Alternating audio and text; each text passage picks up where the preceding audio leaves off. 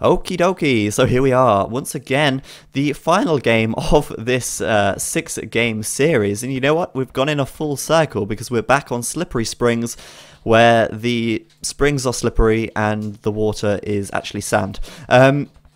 It's, yeah, kind of funny that we're back on here. You know, Chris actually won this game in the first set, or the first one. Let's see if he's going to actually win the second one, or if Daut's going to play it a bit differently. Of course, if we remember back to their first game, Daut didn't go for the water. In fact, he didn't go for the water in the last game either, and it actually paid off. But in the first game, Chris was fully walled, and Daut didn't go for any water. I think maybe this time he's going to learn from his mistakes, and he's actually going to go for water control pretty quickly. You know, interestingly here though, taking that boar super early. Very rare to see a player taking a boar with their initial villagers like that. I'm curious what actually made him choose that decision. I think maybe because the ball was so close, he found it and he thought, I'll take it. Perhaps finding his sheep a little later, maybe, and then just, yeah, you know what, I've got my boar, I'm safe. You know, 5 villagers on the boar, 6 in this case, is more than enough to sustain villager production. So a little bit more micro intensive, but certainly not a bad choice. But oh well, I don't think it's going to make too much of a difference right now. So yeah, we've got up to the north of the map in blue. We've got Daut once again. He's playing as Franks. And down to the south in red, we have Chris playing as Franks as well. Of course, it is a Civ matchup, expected. And the map is Slippery Springs, as we pointed out earlier. This map, as I said in the first game, and I'll say it again right now, very kind of crucial that you do take some water and you do dock in the corner of the map. Daut here is at a slight disadvantage. He does seem to be further away from the edges of the map, very close to the center indeed. Chris slightly closer to the south of the map than Daut is to the north of the map, and we could see Chris put a pretty early dock up because of that, or an earlier dock, allowing him to, of course, get those fishing ships out a few seconds earlier, which could actually make all the difference. We can see here on the front that Chris has 2 boar, and I think both of these guys playing a gentlemanly game today, and neither of them laming each other to any extent. I think the highest extent of laming we've seen is Daut killing his own units to prevent them getting converted, which, I mean, you can't really call that laming. So both of them being pretty fair to each other, no boar stealing or anything like that, which is what we like to see. We like to see good, fair games, and these are practice games, so at the end of the day, why bother with the laming in these situations? It's just going to make the game unfair and kind of pointless to do so, really. So there's a villager down south for Chris right now. We will see the dock from him coming up in just a second. And looks like he's got his timings pretty perfect right there, actually. Villager just going to finish that house in time as the next villager pops out the TC, and the dock is going to come up as well. Daut going for a dock also, and he has got his house up already, so really not any difference at all in the timings on these docks. Again, going to be extremely close. In fact, both of them going to go up within mere seconds of each other. If we look at the HP on Daut's dock and then switch over to Chris's dock, oh, well, it's pretty much the same. Chris going to be up with that slightly earlier, but it's not going to make any difference in the slightest. Having a quick look at their maps then, well, Chris's map, as probably Daut's map is as well, pretty easily wallable. Certainly wallable across the back, certainly wallable across the sides and the fronts, as they do start with a lot of trees. I'd say Chris, slightly better map for walling here. Fewer sort of choke points and entrances.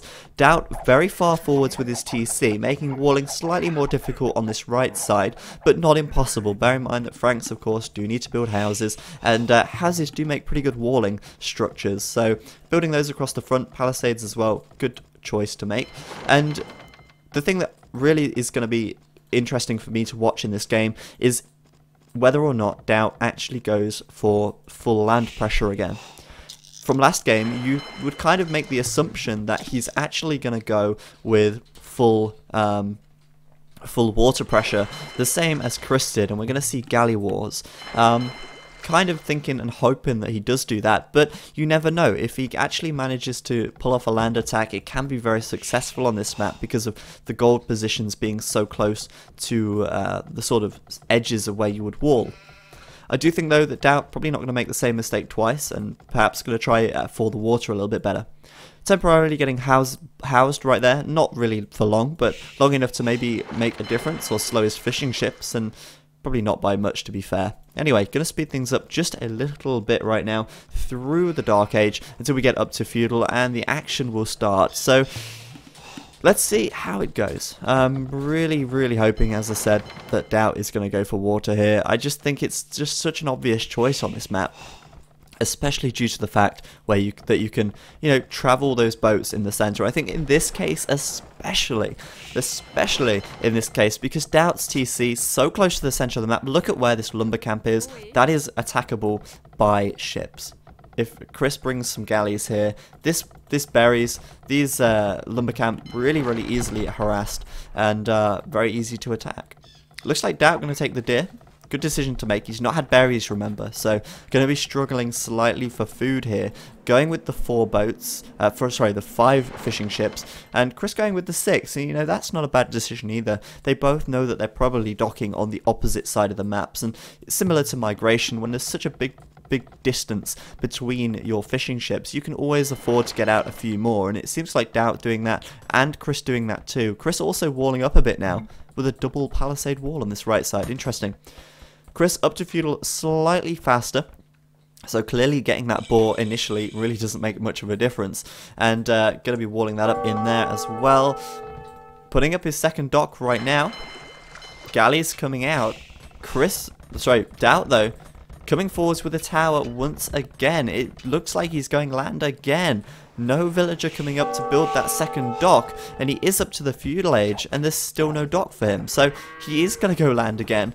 He's putting up a stable. He's literally doing exactly the same strategy as he did in the first game. And we know what happened in that first game. Daut absolutely got owned, but this time adding in some towers a little faster, it seems. But you know what? I'm a little bit concerned here. Because, you know, Chris going to have free fishing. He's probably assuming, actually, that Daut is going to be grushing at some point because he didn't last game and that's what cost him. But seems like no. Seems like he's going to go land pressure again, make scouts again. And it seems odd to me. Maybe he's just thought, you know, that last time I did something wrong, and maybe if I make a slight adjustment, I'm going to be able to pull it off. Maybe he can pull it off. I don't know. But Chris is walling up here. But Daut in at the back. Going to be able to put up another tower here. Chris has... Oh, no, he knows it's that. You can see it. That ship giving him a little bit of a line of sight on that. And this tower is going to go up, but likely to be attacked straight away by Chris's villagers. But I think Daut's strategy here is to keep towering him and pushing him off wood. And if he can stop him getting wood and tower around his base, then it means that Chris is going to be confined inside of his base. And that is a big deal. It's not an ideal situation to be in. So Daut trushing his way into this game. Pretty curious to see that he's doing that. And at the moment, unable to break Chris's walls for now. Chris seemingly able to take wood pretty easy still. And it looks like he's going to lose this tower as well. But Daut bringing over some scouts right now.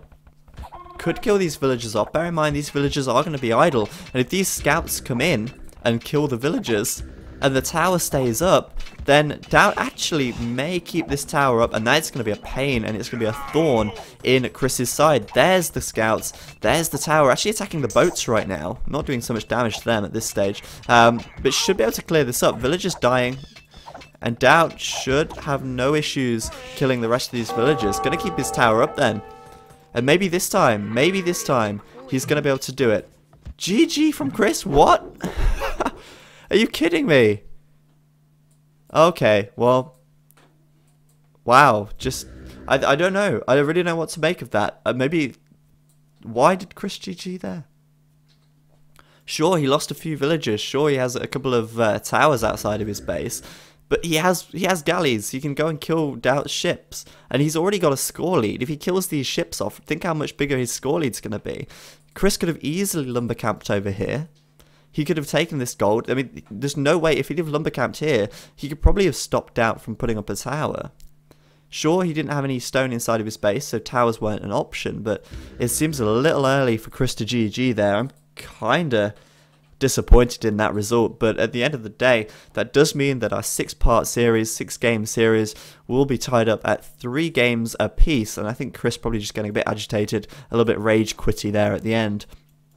Certainly not going that way that he wanted, but still surprising that he would resign so early. Either way, 3-3, and perhaps they'll continue this set at some point in the future. If they do, then I will continue to stream it, and I'm sure I will make a post on AOC Zone to let you know. Anyway guys, thanks a lot for watching. I'm going to play one more quick advertisement, because why the hell not? And of course, all of the proceeds from the ads do go directly to AOC Zone and future tournaments, so please turn your ad block off if you haven't already. But that's it from me anyway. I'll play this ad and I'll be off. Thanks a lot for watching, and I'll see you all next time.